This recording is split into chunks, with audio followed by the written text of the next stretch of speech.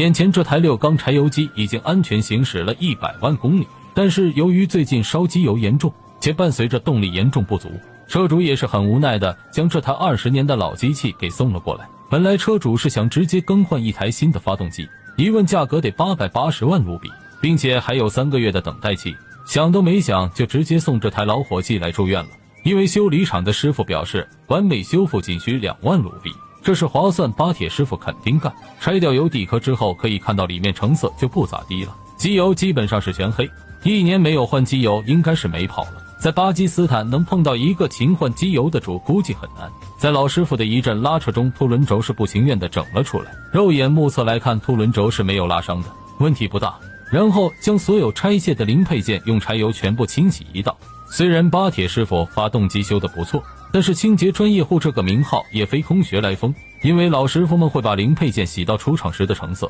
每个犄角旮旯是必须清洗到位的。像这种发动机修理厂是可以回收的，但是回收价格就不尽人意了，封顶了也就10万卢比的样子，1年到头修理厂也收不了几台发动机。现在老师傅们将全新的曲轴大瓦装回缸体内，发动机一拆，这是必换的配件，然后给瓦片上全部抹上一点机油，保证润滑，不用很多，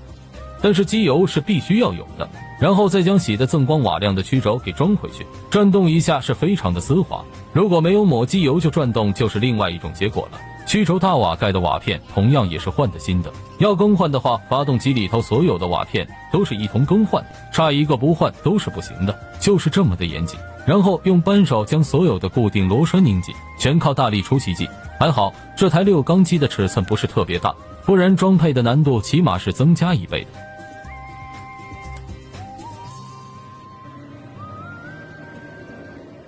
现在老师傅将凸轮轴擦拭干净，把头部沾上一层机油就可以往发动机里面捅了。凸轮轴的安装方式并不是简单的往里面推，有几年经验的老师傅都知道旋转着往里面送，这样才是最佳的方式。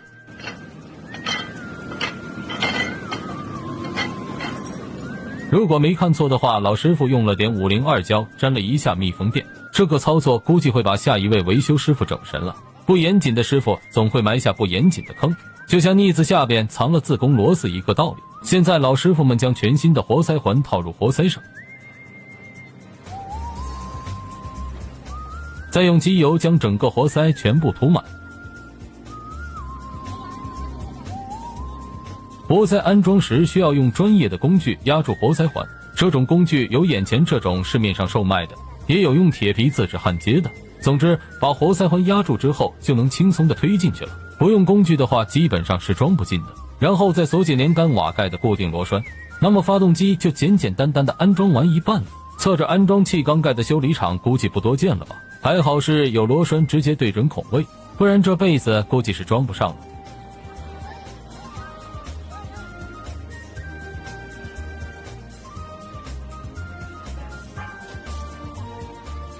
然后再将这个造型肥胖的油底壳给装回去。很可惜的，巴基斯坦还没有普及锂电扳手，不然就这油底壳的固定螺栓也是分分钟的事情。然后将所有的气门顶杆全部装到位，气门间隙的调整一般是厂里经验老道的师傅操刀，仅需3样工具，